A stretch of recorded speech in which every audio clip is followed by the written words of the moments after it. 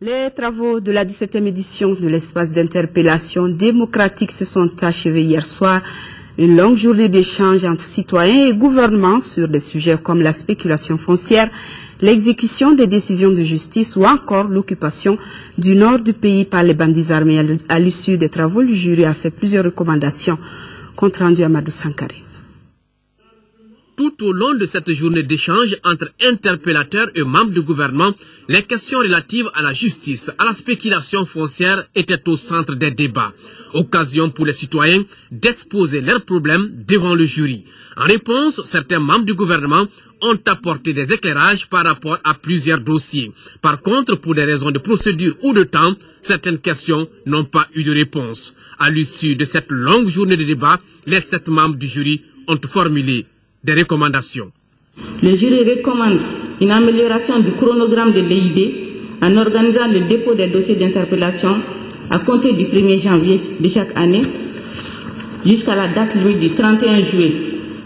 Le jury invite le département en charge du foncier à mettre en place le logiciel de gestion électronique du cadastre qui permettra de réduire significativement la problématique des attributions multiples d'une même parcelle. Le jury salue la concertation enclenchée entre les différentes autorités attributaires et affectataires du foncier. La situation qui prévaut dans les régions nord du Mali n'a pas laissé indifférent le jury. Le jury d'honneur condamne avec vigueur l'inacceptable invasion des régions nord du Mali par les groupes armés avec son cortège de violations graves et massives des droits de l'homme sous toutes ses formes jamais égalées au Mali. Assassinats, tueries, viols, pillages, enrôlement des enfants par les groupes armés, déni des libertés les plus fondamentales et élémentaires, principalement aux femmes, de même que la destruction du patrimoine historique national et mondial.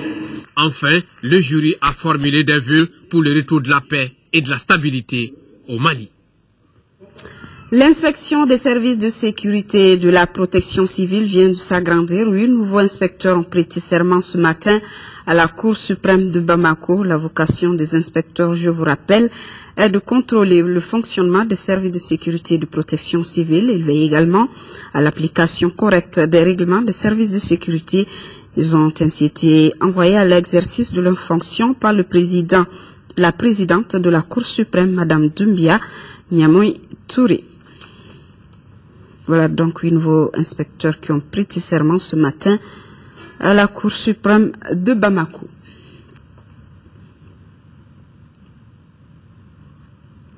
Septième session stratégique du ROCARE, réseau ouest et centrafricain de recherche en éducation. Les experts des 16 pays membres sont en conclave à Bamako. 3 jours de débat sur les nouvelles orientations du ROCARE à travers l'adoption des nouveaux plans stratégiques 2012-2016. Un plan qui aura pour objectif principal de faire avancer l'éducation au sein de ses États membres. Abdrahman Meiga. 3 jours pour faire avancer l'éducation dans 16 pays africains. Voilà l'objectif auquel s'attelle une vingtaine d'experts du réseau ouest et centrafricain de recherche en éducation. Pour y parvenir, les participants se sont fixés un certain nombre d'objectifs à atteindre, parmi lesquels il y a le partage et la discussion des attentes de la coopération suisse pour la poursuite du partenariat, l'examen et l'adoption du manuel de procédure du ROCARE, l'évaluation du programme de subvention, sans oublier l'analyse des difficultés rencontrées par les réseaux au cours de ces 23 ans de parcours. Nos systèmes éducatifs font toujours face à de nombreux défis. Défis d'accès, défis de maintien, défis de qualité, bref, défis d'existence en tant qu'outil de développement. À cet effet, je me permets de poser la question suivante. Nos écoles pourront-elles répondre un jour aux besoins de nos peuples? Cette rencontre de Bamako verra également l'adoption du plan stratégique du ROCARE pour la période 2012-2016. Le présent plan stratégique repose, entre autres, le bilan prospectif de l'évaluation antérieure couvrant la période 2011-2013 et prend en compte les efforts déployés par le réseau en matière de recherche en éducation. Le réseau ouest et centrafricain de recherche en éducation ne se porte pas bien. Nous vous exhortons à plus d'esprit critique, sans partisanerie et sans complaisance, car seule une dynamisation des organes pourrait sortir le ROCARE de son état de récession. Les experts vont également mettre à profit la présente rencontre pour réfléchir sur d'autres sujets indispensables à l'atteinte des objectifs du ROCARE, notamment les problèmes de financement de la recherche, le retrait de certains partenaires et la qualité de ses prestations. 4e session du comité de pilotage du Centre national de promotion du volontariat, la validation du rapport d'activité 2012, celle des propositions pour la prolongation du projet du volontariat sont entre autres les points inscrits à l'ordre du jour. La création du Centre national de promotion du volontariat et le déploiement de 100 volontaires sont les résultats enregistrés à Galiagagissa. Cette 4e session du comité de pilotage du Centre national de promotion du volontariat se fixe plusieurs objectifs. On peut entre autres noter la validation des rapports d'activité au titre de l'année 2012, l'examen et l'adoption du projet du volontariat au terme de la première phase, la consolidation du Centre national de promotion du volontariat. Quelques mois seulement après la réglementation du volontariat au Mali, beaucoup de réalisations ont été faites dans ce sens. Ce qui retient mon attention le plus et qui est très positif à mon avis, c'est ce déploiement d'une centaine de volontaires nationaux, tout profil confondu, santé, éducation, environnement, auprès de 72 structures d'accueil, dont à peu près 2/3 des collectivités décentralisées. Le Mali, votre pays, à travers l'adoption des lois encadrant le volontariat national et l'opérationnalisation du Centre national de promotion du volontariat, appuie davantage cette approche qui permettra de pérenniser et d'asseoir les valeurs civiques et citoyennes au profit d'une jeunesse responsable. C'est pourquoi les autorités maliennes fondent beaucoup d'espoir dans la pérennisation des actions du volontariat au Mali. J'exhorte le personnel ici présent à poursuivre et à renforcer les activités visant à atteindre les objectifs suivants. La mobilisation des volontaires à travers des personnes qualifiées, hommes et femmes, en particulier les jeunes. Le renforcement des capacités de la société civile, des collectivités locales à travers des activités leur permettant de se prendre en charge. Et enfin, le renforcement de l'esprit du volontariat dans la société civile malienne. Des attentes qui seront sans nul doute comblées car le volontariat est fort ancré dans les traditions maliennes. Ce communiqué de la commission de suivi du mécanisme de taxation des produits pétroliers sur la base des prix fournisseurs du mois de décembre 2012, les prix indicatifs plafond à la pompe des produits pétroliers en vigueur restent inchangés excepté le prix non subventionné du gaz butane. À titre de rappel, sont de supercarburants sans plan 730, pétrole lampant 545, gaz oil 645, distillate diesel oil 647, fuel oil 455, jet à 1 libre. Il faut noter que le prix subventionné du kilogramme de gaz butane est de 584 francs CFA. Par conséquent, le prix de vente de la bouteille de 2,75 kg est de 1605 francs CFA et celui de la bouteille de 6 kg est de 3500 francs CFA. Quant au prix non subventionné du kilogramme, il est de 1136 francs CFA. L'actualité nationale en bref a été dominée par les activités de la campagne 2012 de lutte contre le VIH et le sida.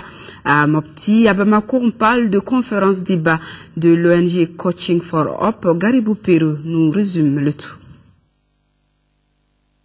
En 5e région, dans la commune de Sio, la MPPF Action Mopti a fait don de fournitures scolaires et d'un chèque de 1 500 000 francs CFA à l'association des personnes vivant avec le VIH-Sida. Cette cérémonie de lancement de la campagne 2012 s'est achevée par une visite des stands de dépistage en présence des autorités locales. Toujours dans le cadre des activités du mois de décembre dédiées à la lutte contre le VIH-Sida, le Lions Club International Mali a organisé dimanche dernier une campagne de dépistage volontaire. Le club s'est rendu au complexe scolaire Mali Univers à Falédié en commune 6. Cette campagne vise à atteindre le slogan « Zéro nouvelle infection, zéro discrimination et zéro cas de décès ». Environ 500 000 francs CFA, c'est le montant que l'association Al-Oul Baïti vient de partager entre 12 orphelins. La cérémonie de remise a eu lieu samedi dernier à l'école Medersa Al-Oul Baïti à Korofinan. Ce geste vise ainsi à alléger les souffrances de ces enfants privés d'affection parentale.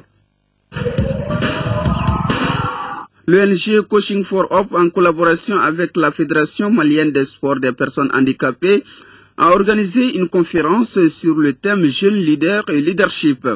L'objectif, selon le conférencier, est de développer les notions de leadership chez les jeunes. La conférence a regroupé les responsables d'ONG, les autorités scolaires et les élèves du établissement.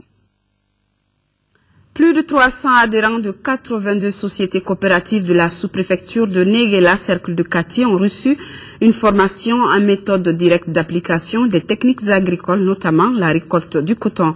La formation a lieu dans un champ de coton de Négué-Babougou. Moussa Fane pour le compte rendu.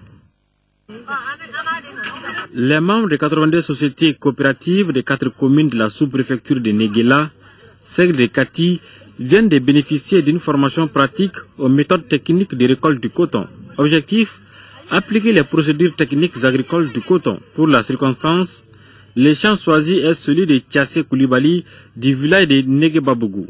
Pour avoir une bonne qualité, donc, on est en train de faire des sensibilisations et des formations. Donc cette activité nous permet vraiment de faire passer ce message. Comment avoir une bonne qualité du coton depuis le début du semis jusqu'à la récolte. Et à la récolte aussi, quels sont les itinéraires à suivre pour avoir une bonne qualité du coton jusqu'à l'usine. Quand on vient dans le champ, je crois que c'est plus pratique qu'au niveau du bureau. Ça nous permet vraiment de bien passer le message dans le champ que dans le bureau. Pour les initiateurs de la rencontre, la méthode directe d'application des techniques agricoles de la récolte du coton permet aux producteurs de récolter de bonnes qualités.